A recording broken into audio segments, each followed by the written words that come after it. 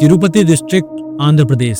साल 1979 नवंबर की कोहरे भरी रात। तिरुमला की पहाड़ियों में बिल्कुल सन्नाटा था।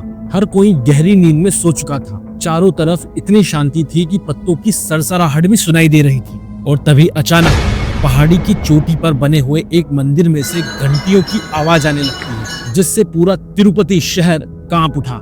सभी लोग हैरान थे, क्योंकि इस समय किसी का भी मंदिर में जाना प्रतिबंधित था। लोगों ने सोचा कि शायद कोई भक्त मंदिर के अंदर ही छूट गया हो, लेकिन फिर भी रात के वक्त मंदिर का दरवाजा खोला नहीं जा सकता था, इसीलिए सुबह तक का इंतजार किया गया। अगली सुबह जब मंदिर के दरवाजे खुले तब वहां पर कोई नहीं था। तब लोगों को समझ में आया कि यह कोई इत्तेफाक नहीं था, एक चमत्कार था। इस मंदिर में जहां ऐसे चमत्कार रोज होते हैं, एक ऐसा मंदिर जिसे धरती का वैकुंठ कहा जाता है, जहां के भगवान प्रभु सदियों से कर्ज में हैं।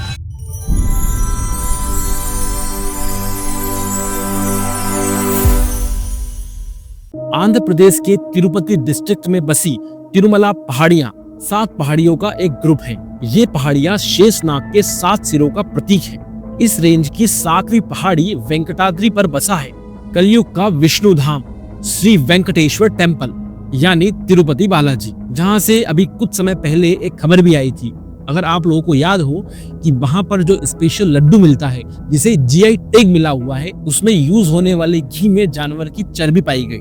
लेकिन इन सब के बावजूद हमारे वेंकटेश्वर भगवान की जो महिमा है, जो गुणगान है, वो कभी कम नहीं हो सकता। अगर मैं इस टेम्पल के इतिहास की बात करूं तो कितने ही सालों पुराना इसका इतिहास है। श्री संप्रदाय में आए हुए 12 आड़वार इसके इतिहास का गुणगान करते हैं। उनका जीवन परिचय यहाँ की महिमा का गुणगान करते हैं। श्री संप्रदाय परंपरा में आए हुए श्रीमान रामानुजाचार्य भगवान श्रीनिवास वेंकटेश्वर की महिमा का गुणगान करते हैं। और आपको जानकर आश्चर्य होगा कि वेंकटेश्वर श्री बालाजी की मूर्ति, उनका जो विग्रह है, उसे किसी इंसान ने नहीं बनाया।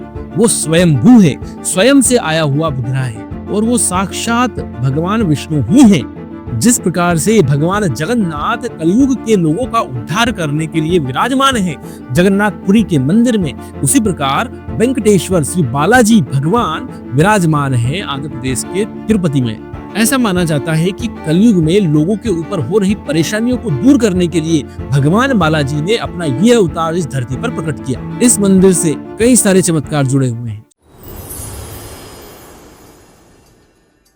साल 1979 में पूरे साल वर्षा नहीं होने के कारण पूरे तिरुपति में पानी की बहुत कमी हो चुकी थी। ये परेशानी इतनी बढ़ चुकी थी कि मंदिर को टेम्पररी बंद करने की नौबत आ चुकी थी। उन दिनों श्री PVR के प्रसाद मंदिर ट्रस्ट के चेयरमैन थे। उनका मानना था कि वरुण देव की आराधना करने से इस समस्या का हल निकल सकता है, और इसलिए मंदिर में वरुण जापम के लिए तारीख तय की गई और इसके लिए खास पंडितों को बुलाया गया जो मंत्रों का उच्चारण कर सके। लेकिन किन्हीं कारणों की वजह से ये पंडित वहां नहीं पहुंच पाए। श्री प्रसाद दुविधा में पड़ गए।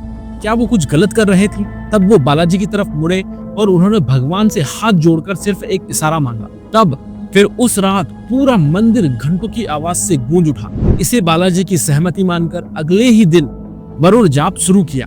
3 दिनों तक ये जाप चलता रहा, लेकिन पानी की एक बूंद भी नहीं आई। फिर इसके बाद भारी मन से इस जाप को रुकवा दिया गया। सब अपने अपने घर लौटने लगे, पर तभी अचानक साफ आसमान से बारिश होने लगी, और इतनी तेज बारिश आई कि जो नदी और नाले अब तक सूख चुके थे वो ओवरफ्लो हो गए। ये श्रीमान बालाजी का ही चमत्कार था, जिसके कारण से तिरुपति में पड़े हुए अकाल का खात्मा हुआ। ये चमत्कार तो मात्र एक उदाहरण है बालाजी की महिमा का और उनके भक्तों के अटूट विश्वास का, जिसके लिए वो मीलों दूर से बालाजी के दर्शन करने आते हैं और करोड़ों का दान भी देते हैं। और ये दान सिर्फ धन के रूप में ही नहीं, बल्कि अपने बाल देकर भी किया जाता है, क्योंकि इस मंदिर की एक खास प्रथा है केश दान की। क्योंकि हिंदू धर्म में बालों को बहुत महत्व दिया जाता है, क्योंकि बाल एक शक्ति का प्रतीक है, ऊर्जा, युवा और स्वास्थ्य का। और जब इंसान यही बाल खोने लगे तब उसके आत्मविश्वास पर भी असर पड़ता है। लेकिन भगवान के जो भक्त होते हैं, अपने श्रद्धा, अपने प्रेम के कारण अपने इन बालों को, जो कि उसकी शक्ति है, उनको भी त्याग देने के लिए तत्पर होते हैं, सिर्फ बालाजी के प्रेम के लिए, उनकी सेवा के लिए। तिरुपति बालाजी जो दुनिया के सबसे अमीर मंदिरों में से एक है, जहां हर रोज 3 करोड़ से भी ज्यादा का दान चढ़ता है, जिसमें पैसों के साथ हीरे, जवाहरात और सोना भी शामिल है। और इतना ज्यादा दान देने के पीछे भक्तों का एक उद्देश्य है, बालाजी का कर्ज चुकाना। लेकिन आखिरकार भगवान श्री वेंकटेश्वर कर्ज में कैसे हो सकते हैं? ये कहानी जुड़ी है भगवान बालाजी यानी कि वेंकटेश्वर भगवान के धरती पर अवतरण से। कुछ दिनों पहले 144 साल बाद आए महाकुंभ में हम सभी लोगों ने डुबकी लगाई थी और भगवान बालाजी की कथा भी कुछ ऐसी ही है। मैं इसे शॉर्ट में बताने का प्रयास करता हूँ। जब एक बार भृगु मुनि भगवान नारायण जो कि क्षीर सागर में अपने शेषनाग की सैया पर आराम कर रहे थे और माता लक्ष्मी उनके चरण दबा रही थी, उस समय भृगु मुनि आते हैं और आते ही सीधा नारायण की छाती पर लात मार देते हैं। और जैसे ही भगवान विष्णु नारायण की आंखें खुलती हैं तो वो भृगु मुनि के चरण पकड़ लेते हैं और कहते हैं कि मेरा हृदय तो बहुत कठोर है, मेरा हृदय पत्थर की तरह है, कहीं आपके कोमल चरण कमलों को ठेस तो नहीं पहुंची। ये विनम्रता देखकर भृगु मुनि चौंक जाते हैं और वो सोचते हैं कि ऐसी दयालुता, ऐसी माफी, ऐसा प्रेम, ऐसा विनम्रता सिर्फ भगवान के पास ही हो सकता है। लेकिन रुकिए, असली घटना तो अब चालू होती है, क्योंकि ये जो घटना हुई इसको लक्ष्मी माता बैठे बैठे देख रही थी और तब उन्होंने भगवान श्री नारायण से बोला कि आप और आपके भक्त दोनों का प्रेम, दोनों की लीला मैं नहीं समझ सकती, लेकिन आपके भक्त ने जिस जगह पर लात मारी है उस जगह पर मेरा निवास है और हो सकता है आप उन्हें क्षमा कर दे, लेकिन मैं उन्हें क्षमा नहीं कर सकती। और आपने उनसे कुछ नहीं कहा, इसलिए मैं भी अब आपके पास से जा रही हूँ। और उसी क्षण लक्ष्मी माता भगवान विष्णु, भगवान नारायण को छोड़ करके धरती पर आकर के कोल्हापुर में एक गुफा के अंदर तपस्या करने लगी। आज भी वहां पर महालक्ष्मी का मंदिर कोल्हापुर में बहुत फेमस है, जहां पर साक्षात लक्ष्मी मैया ने तपस्या की। उसके बाद भगवान नारायण बेचैन हो जाते हैं और वो लक्ष्मी जी को ढूंढने के लिए धरती पर आते हैं, क्योंकि जब लक्ष्मी जी उनके पास से चली गई तो भगवान नारायण कंगाल हो गए। जब भगवान विष्णु अपना धाम छोड़कर धरती पर प्रकट हुए तब उन्होंने वकुला देवी नाम की महिला के यहाँ श्रीनिवास नाम से जन्म लिया। कई साल बीत गए और अब श्रीनिवास की शादी की उम्र हो चुकी थी। एक दिन एक जंगली हाथी का पीछा करते हुए श्रीनिवास आकाश राजा के महल के बगीचे में जा पहुंचे, जहां उनकी बेटी पद्मावती अपनी सहेलियों के साथ खेल रही थी। वहां पर श्रीनिवास और पद्मावती की नजरें मिली और दोनों ने एक दूसरे को पसंद कर लिया। और जब श्रीनिवास अपने घर पहुंचे तब उन्होंने ये बात अपनी माँ को बताई और उनकी माँ ये बात सुनकर बहुत खुश हुई। उसके बाद तुरंत ही बकुला देवी श्रीनिवास की माता अपने बेटे का रिश्ता लेकर आकाश राजा के महल पहुंची। रिश्ता पक्का हो गया, पत्रिका लिखी गई और शादी की तारीख तय की गई। ऐसा माना जाता है कि शादी का भव्य आयोजन करने के लिए भगवान श्रीनिवास ने कुबेर से बहुत बड़ा कर्जा लिया था। इसके बाद भगवान श्रीनिवास और देवी पद्मावती की धूमधाम से शादी हो गई। 6 महीने बाद ये खबर माता लक्ष्मी तक पहुंची और उन्हें इस बात पर जरा भी विश्वास नहीं हुआ और तुरंत ही माता लक्ष्मी भगवान विष्णु के पास पहुंची। ऐसा माना जाता है कि वहां पहुंचकर देवी पद्मावती और माता लक्ष्मी का आमना सामना हुआ और उन दोनों में बहस छिड़ गई। यह देख भगवान वेंकटेश्वर, भगवान विष्णु ने वहीं पर मूर्ति का रूप धारण कर लिया। तब शिव जी और ब्रह्मा जी वहां प्रकट हुए और उन्होंने भगवान वेंकटेश्वर के, भगवान विष्णु के धरती पर इस रूप में अवतरित होने की लीला के बारे में बताया और उन्होंने इस लीला का उद्देश्य समझाते हुए ये कहा कि कलयुग में अपने भक्तों के ऊपर हो रहे अत्याचार और बढ़ रहे पाप को नाश करने के लिए भगवान ने ये अवतार लिया है। ये बात सुन दोनों देवियों ने पूरे सम्मान के साथ भगवान श्रीनिवास के सीने में अपना अपना स्थान ग्रहण किया। और अगर आप आज भी देखेंगे तो भगवान वेंकटेश्वर, भगवान बालाजी के हृदय में एक तरफ पद्मावती जी हैं और दूसरी तरफ माता लक्ष्मी जी का वास है, जिसके बाद से यहाँ इस विग्रह को वेंकटेश्वर के रूप में पूजा जाने लगा। और आज भी भगवान वेंकटेश्वर तिरुमला की पहाड़ियों में रहकर अपने भक्तों का ध्यान रखते हैं। माना जाता है कि कुबेर से अपनी शादी के लिए लिया हुआ वो कर्ज भगवान वेंकटेश्वर ने कलयुग के अंत तक चुकाने का वचन दिया था। इसीलिए कर्ज में डूबे हुए अपने प्रभु की मदद के लिए भक्त यहाँ पर इतना सारा दान करते हैं, ताकि भगवान बालाजी इतना सारा कर्ज कलयुग के अंत तक बिना किसी मुश्किल के चुका सके। लेकिन पैसों और अपनी बाकी कीमती चीजों के अलावा लोग यहाँ पर अपनी एक और सबसे कीमती चीज भगवान बालाजी के चरणों में समर्पित करते हैं।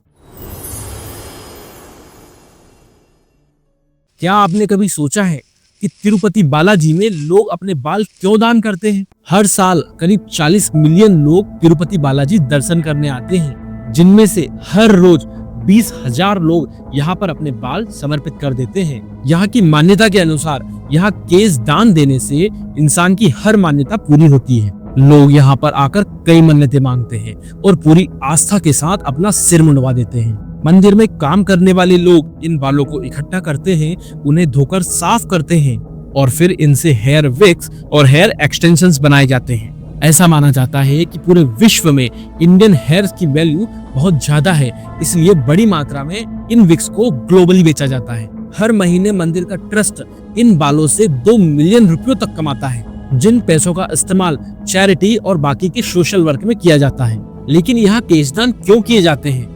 क्या यह सिर्फ केवल एक कही सुनी प्रथा है या इसके पीछे कोई गहरा कारण है? कहानियों के अनुसार श्रीनिवास के रूप में जन्म लेने से पहले ही भगवान विष्णु तिरुपति आए।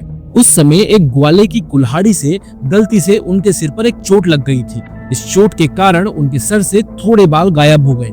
जब गंधर्व राजकुमारी नीला देवी ने यह देखा तो उन्होंने तुरंत ही बिना कुछ सोचे अपने सुंदर बाल निकाल करके भगवान श्री वेंकटेश्वर के सर पर चिपका दिए थे। बाल एक इंसान की बाहरी खूबसूरती का सबसे इम्पोर्टेंट हिस्सा होते हैं, लेकिन नीला देवी ने बिना कुछ सोचे ही अपने ये इम्पोर्टेंट बाल भगवान विष्णु को दे दी। इस बात से खुश होकर भगवान विष्णु ने यह ऐलान किया कि जो भक्त भी तिरुपति आकर अपने बाल समर्पित करेगा उसकी हर मन्नतें पूरी होंगी। और इसीलिए आज भी बड़ी संख्या में लोग यहाँ पर अपने बाल चढ़ाते हैं।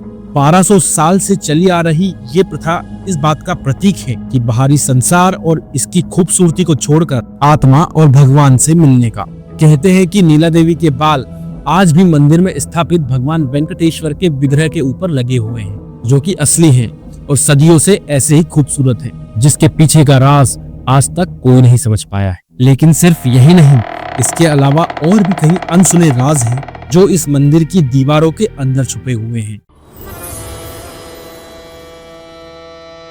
क्या आप जानते हैं कि मंदिर परिसर में पंखे हमेशा चलते रहते हैं, क्योंकि भगवान बालाजी के विग्रह को बहुत ज्यादा गर्मी लगती है और हमेशा उनके विग्रह से पसीना आता रहता है। ना कोई अभिषेक और ना कोई स्नान, तब भी भगवान वेंकटेश्वर की मूर्ति हमेशा गीली रहती है। यहाँ के पुजारी हर थोड़ी थोड़ी देर में भगवान वेंकटेश्वर का पसीना पोंछते रहते हैं, लेकिन फिर भी यह विग्रह पूरी तरह नहीं सूखता, क्योंकि थोड़ी देर बाद ही फिर से विग्रह से पसीना आने लगता है। सिर्फ यही नहीं, बालाजी के विग्रह से हमेशा ऐसी आवाज आती है जैसे समुद्र की लहरें बार बार किनारे से टकरा रही हो। लोगों का मानना है कि ये इस मूर्ति के जिंदा होने का प्रमाण है।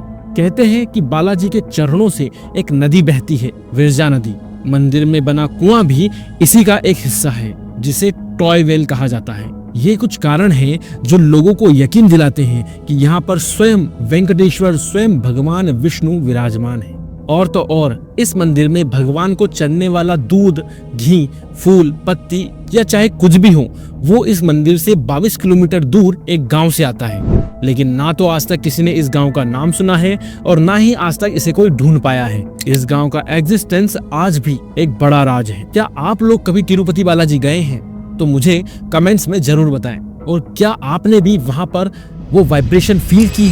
मुझे याद है, मैं जब एक बार तिरुपति बालाजी गया था, उस समय वहां पर टोकन सिस्टम होता था कि वहां पर भगवान के दर्शन करने के लिए आपको टिकट लेना पड़ता है, और उसमें कुछ लॉटरी सिस्टम भी रहता था कि जिसकी अगर लॉटरी टिकट निकली तो उसे भगवान का दर्शन पहले और जल्दी होगा, नहीं तो आपको लाइन में लगा रहना पड़ता है। और मुझे याद है, मैंने वहां पर अंग प्रदक्षिणा का टिकट लिया था। अंग प्रदक्षिणा मतलब कि आपको पूरे शरीर के बल लेद कर पूरे मंदिर की परिक्रमा लगानी होगी। पर उसका फायदा मुझे ये हुआ कि जिन लोगों ने अंग प्रदक्षिणा की टिकट ली थी उन्हें जल्दी ही भगवान के दर्शन हो गए परिक्रमा लगाने के बाद। और हाँ, मैंने वहां पर पूरे शरीर के बल लेट कर पूरे मंदिर का परिक्रमा लगाया था। वो मेरे लिए एक बहुत ही अद्भुत इंसिडेंट था, जो आज भी मेरे मन में, मेरे माइंड में बसा हुआ है। तो इस वीडियो में इतना ही। इस वीडियो को लाइक कीजिए, शेयर कीजिए और इस चैनल को सब्सक्राइब कीजिए। और सामने आ रहे इस वीडियो को क्लिक करके जरूर देखें, जिसमें मैंने बताया है कि क्यों एक ही गोत्र में शादी नहीं करना चाहिए और हमारी सनातन धर्म में कितना साइंटिफिक वे में इस चीज को समझाया हुआ है। मैं आपसे वहीं मिलूंगा, तब तक के लिए धन्यवाद।